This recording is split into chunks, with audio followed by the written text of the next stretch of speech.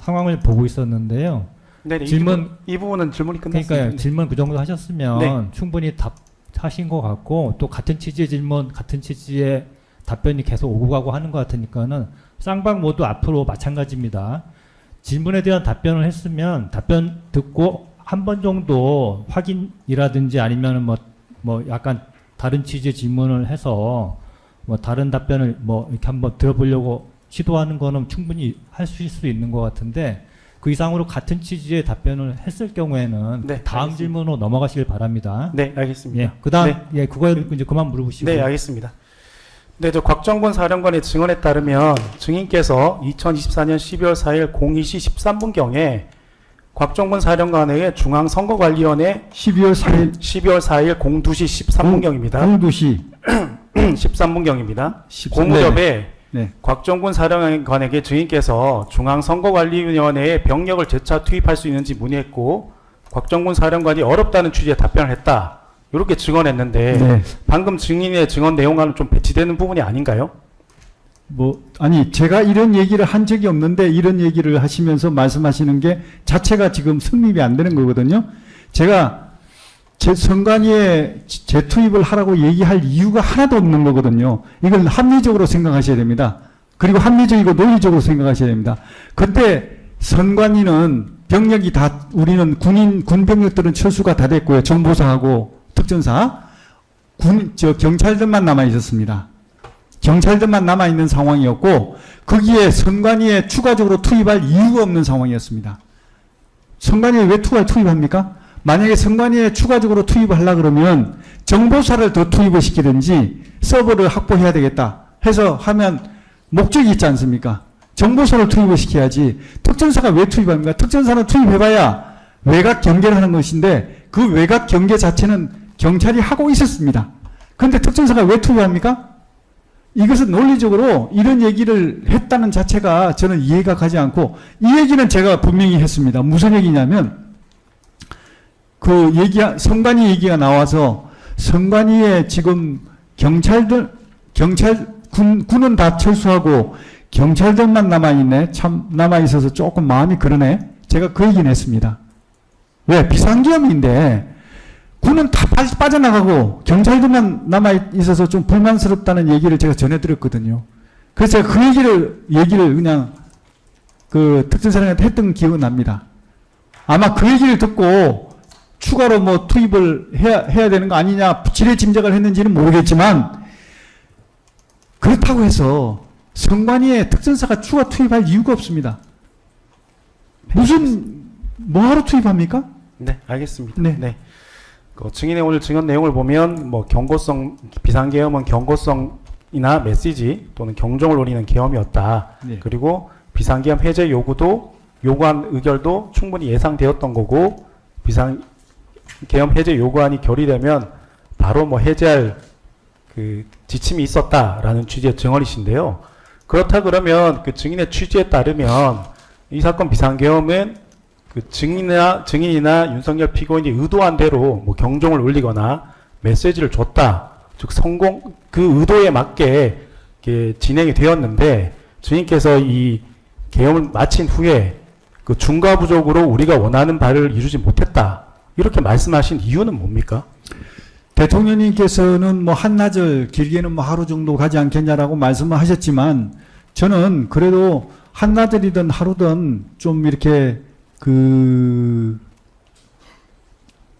계엄의 목적을 좀 달성했으면 하는 아쉬움이 있었습니다. 예를 들어서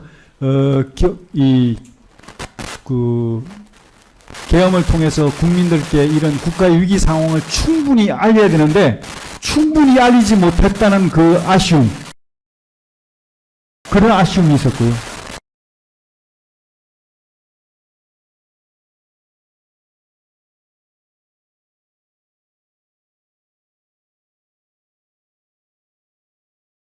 충분히 알리지 못했다는 그런 아쉬움이 있었고요. 그리고 또 이제 그런 아쉬움 때문에 제가 그 표현을 한 겁니다. 그런데 그거를 마치 무슨 계속 했어야 되는데 못했다. 이런 식으로 해석하는 거는 제가 볼 때는 좀 안 맞지 않냐. 저는 그렇게 생각합니다. 네, 저는 이상입니다. 예. 특검 측 더 물어볼 거 있으신가요? 예, 송성광 검사입니다. 저도 몇 가지만 물어보겠습니다. 반대신문 사항 2항 관련입니다. 그 증인께서는 변호인의 그 주신문 과정에서 윤석열 피고인의 대국민 담화 발표 시 국회에 엄청난 인파가 몰려들 것을 예상할 수 있었기 때문에 질서 유지를 위해서 군 병력을 출동시킨 것이다라고 말씀하셨습니다. 맞습니까? 맞습니다.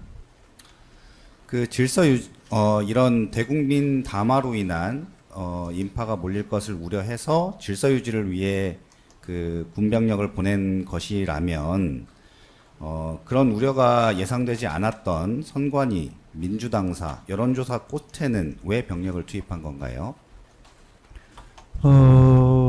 지난번에도 제가 다 밝힌 바가 있지만 선관위는 대통령께서 명확히 지침을 주셨습니다. 보안 점검 차원에서 이런 어떤 1년 전에 있었던 당시 기준으로 1년 전에 있었던 국정원의 보안 점검 결과 이 내용들이 너무나 심각했다. 이거는 뭐 아무나는 좀 그렇고 하여튼 해커들이 들어와 가지고 선거를 마음대로 조작할 수가 있고 A라는 사람, B라는 사람, A라는 사람을 B라는 사람이 당선자를 마음대로 바꿀 수가 있고 투표수, 투표 한 사람 안 한 사람 다 바꿀 수가 있고 투표 인원수까지 다 바꿀 수 있고 예, 실제로 다 했거든요. 그렇게 가능한 그런 어떤 상황이라면 이렇게 어떻게 방치한 상태에서 이렇게 이 정도니 이건 정말 국민들이 이러니 부정선거 의혹을 제기하는 거 아니냐 이런 정도였거든요. 그래서 그런 어떤 망분리도 안 돼 있죠. 그다음 방화벽도 제대로 설치가 안 돼 있죠. 비밀번호도 엉터리죠. 이런 것들이 제대로 다 보완이 됐는지 그리고 실제로 하이테크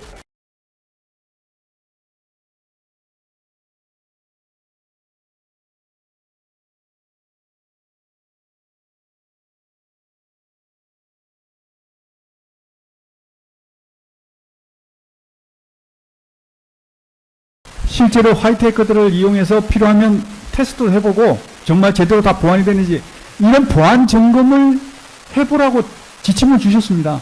그래서 서버를 제대로 이제 확보해야 이게 점검이 가능할 거 아닙니까? 서버가 중간에 훼손이 되거나 또는 탈취가 되거나 이게 서버가 유출이 되거나 이러면 안 되잖아요. 그래서 서버를 확보해야 이게 점검이 가능하니까 그렇게 해서 임무를 수행한 것이지 이거하고는 국회하고는 좀 질서 유지하고는 좀 차원이 다른 거잖아요. 임무 목적이 다르잖아요. 선관위, 민주당사, 여론조사 꽃에 병력을 투입한 이유는 질서 유지와는 관련이 없었던 것이 맞습니까? 거기는 제가 뭐 확인할 게 있어서 보냈던 것인데 임의로 제가 대통령님께서는 거기에 보내는 걸 전혀 모르셨는 상황이고 나중에 아시고 왜 거기에 보냈냐고 제가 야단 맞았고 그래서 다시 그 병력을 국회 쪽으로 돌리는 걸로 제가 얘기를 했었는데 나중에 하여튼 그러다 보니 끝났습니다. 알겠습니다. 어쨌든 간에 그쪽에 보낸 거는 뭐 좀 확인할 게 있어서 제가 보냈던 것입니다. 예, 알겠습니다. 네. 증인 그 윤석열 피고인의 대국민 담화 이후에 비상계엄 선포 이후 전군 주요 지휘관 회의를 주재하셨잖아요. 네. 그죠? 그 지휘관 회의 당시에 군 지휘관들을 상대로 임무를 부여하였고요. 맞습니까? 네. 그 전군 주요 지휘관 회의 당시에 국회에 출동하는 이유가 질서 유지 때문이라는 말은 하지 않았던 것으로 보이는데 그 이유는 무엇입니까? 아니 질서 유지를 하라 이게 아니고 확보하라 그러면 예를 들어서 본관을 확보하라 그러면 본관을 확보하게 되면 질서 유지가 되는 겁니다. 군대용으로 이게 하다 보니까 그렇게 되는 것이지 굳이 질서 유지 이렇게 얘기하는 게 아니고 본관하고 이런 걸 확보하라 그러면 이거 본관에 어떤 외부인이나 불필요한 인원들이 못 들어오게 하려 그러면 그게 확보가 돼야 되지 않습니까? 그러면 그걸 확보하라 그러면 그게 질서 유지가 되는 겁니다. 아니 그 증인이 그 사전에 윤석열 피고인과 논의했던 대로 이렇게 대통령님이 비상계엄을 선포하면 지지자든 반대 세력이든 그 사람들로 인해서 국회에 혼란이 예상되니까 너희들은 가서 그 국회의 질서를 유지해라 라고 명확한 지시를 줄 수 있었을 것 같은데 증인은 그렇게 지시를 하지 않고 국회를 확보하라고 지시하지 않았습니까? 군인들에게는 군대 용어라는 게 있잖아요.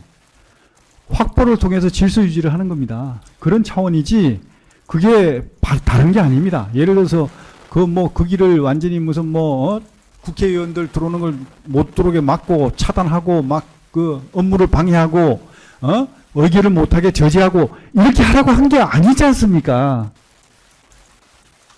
들어와야 될 사람은 다 들어오는 것이고 들어와서는 안 되는 그런 사람들이 못 들어오도록 하는 게 확보입니다. 그렇게 하라는 건데 그렇게 해야 질서 유지가 될 거 아닙니까?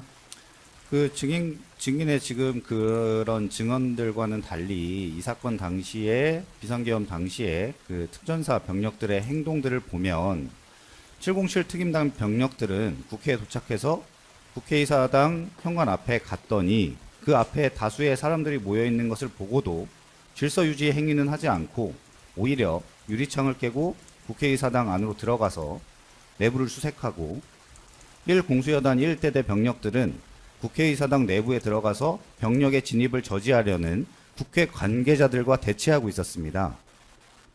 증인이 질서 유지 때문에 국회에 병력을 보낸 것이 사실이라면 이들의 행위가 설명되지 않는 것 같은데 어떻습니까?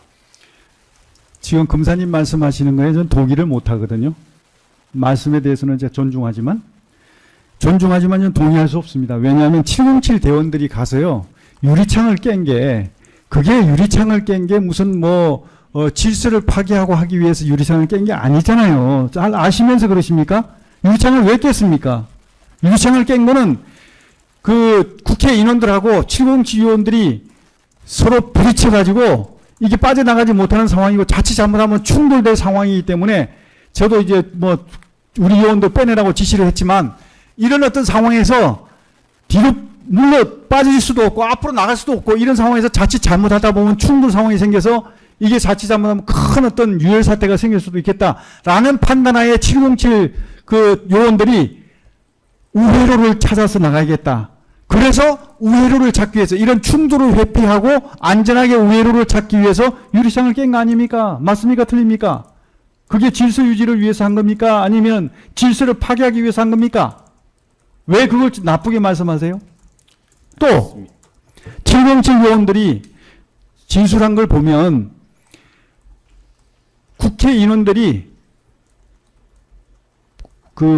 이 충돌을 유발하기 위해서 여러 가지 유인을 한 사례가 있습니다. 막 길바닥에 들어눕고, 그 다음에 707 요원들 총을 막 뺐고, 장비를 뺐고, 이렇게 막 했던 상황이 있지 않습니까? 봤지 않습니까? 비디오도. 그런 상황에서도 707 대원들은 끝까지 이성을 잃지 않고 참고 또 참았습니다. 왜? 충돌 상황이 생기면 안 되기 때문에. 그래서 만약에 707년 누구든지 한 사람이 총을 뺐을 때 그냥 밀어붙여가지고 한 사람을 넘어뜨리거나 상처를 입히면 그때부터는 이제 걷잡을 없을 상황이 크게 번지는 것이죠. 그렇게 안 하기 위해서, 그런 일이 안 생기기 위해서 참고 또 참았던 것입니다. 707 대원들한테 표창을 줘도 못마땅한데. 증인 네. 좀 차분하게 죄송합니다. 말씀하셔도 되겠습니다. 그렇게 해서 707 대원들이 그런 어떤 상황에서도 끝까지 참아가면서 국민의 안전을 지켰지 않습니까? 그게 잘못됐습니까? 그게 뭐가 문제가 있습니까? 그 다음 질문 있으면 예. 하시죠. 다음 질문하겠습니다. 증인 전군 주요 지휘관 회의에서 그 부하들을 상대로 명에 따르지 않으면 항명죄로 처벌한다 이런 말씀도 하신 적이 있으시죠? 네. 그 증인 스스로 그 정당한 명령을 한다면 부하들이 항명죄 이런 얘기를 하실 필요가 없었을 것 같은데 증인 또한 국회나 선관위, 민주당사 등의 병력을 출동시키는 것이 위법하다는 것을 잘 알고 있었고 그에 대해서 부하들이 따르지 않을 가능성이 있다는 것을 잘 알고 계셨기 때문에 항명죄까지 언급하셨던 것은 아닙니까? 비상계엄은 분명히 헌법에 보장된 대통령님의 고유 권한입니다. 그래서 국군 통수권자이신 대통령님께서 비상계엄을 선포하심에 따라 장관의 명에 의해 가지고 장병들이 임무를 수행하는 것은 지극히 정당한 절차입니다. 그럼에도 불구하고 혹시라도 이런 어떤 정당한 절차에 의문을 가지거나 의심을 가지고 따르지 않을 경우에는 그런 사람이 있을까봐 사전에 제가 얘기를 했던 것 뿐입니다. 그렇게 해서 그런 일이 안 생기도록 하기 위해서 예방적 차원에서 한 것이지 그거를 뭐 어떤 다른 의도에서 한 것은 없습니다. 저는 이만하겠습니다. 예, 특검 측 반대 신문 다 하신 건가요? 구성기관에서 하나만 하겠습니다. 예, 하나 말고는 더 없죠. 예, 이제 마지막으로 하겠습니다. 네. 예, 하시죠. 오늘 증인께서 말씀하신 그 국회에 출동한 병력들의 철수에 대한 지시가 있자마자 바로 철수된 것 같은 느낌의 증언이었다는 느낌을 받아서 좀 객관적인 사실을 확인하기 위해서 질문을 드리겠습니다. 윤승영 목현태 증거기록 순번 725번에 국회 회신 CCTV CD가 있는데 그 원심 과정에서 재생을 했기 때문에 따로 재생은 하지 않겠습니다. 그 CD를 재생해 보면 어떤 내용이 나오냐면 2024년 12월 4일 01시 30분부터 01시 42분경 사이에 다시 몇 시요? 01시 30분부터 네. 01시 42분경 사이에 네. 국회 오문을 통해서 특전사 국회 오문을 통해서 특전사 707 특임단 소속 계엄군들이 밖으로 나가는 장면이 확인이 됩니다. 그리고 02시 2분부터 02시 03분경 사이에 국회 7문 CCTV 영상 몇 분이요? 02시 2분부터 02시 3분경 사이에 국회 7문 CCTV 영상을 보면은 특전사 제1공수 특전여단 소속 계엄군들이 밖으로 나가는 장면이 확인이 되거든요. 그리고 나서 그 증언을 했던 황충현이나 국회 사무처 소속 황충현이나 이양성의 진술에 의하면은 03시경이 넘어야 한강 둔치 주차장에 있던 그런 계엄군들이 차를 타고 나가는 것이 확인됐다라고 진술을 했고요. 왜 이렇게 국회에 나간 시각하고